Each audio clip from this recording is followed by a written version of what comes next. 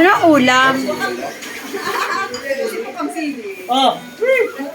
Wow, ang sarap ng ulam. Salamat po sa pagkain. Tututubuan na naman kayo ng pakpak niyan. Kahapon manok. Ngayon.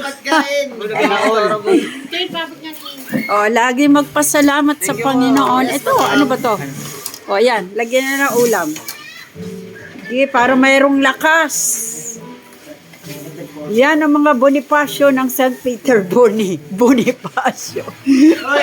Malalakas. Sila.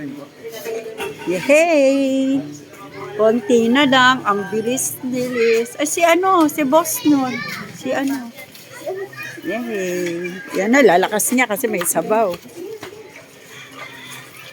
Kasi yung tigyan niya ng kanina. Yan, dami kanin, no?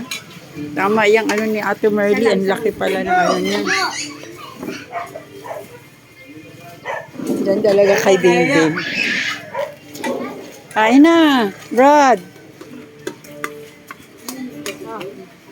Mami.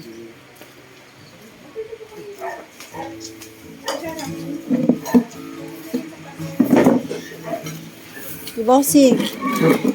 Kain na.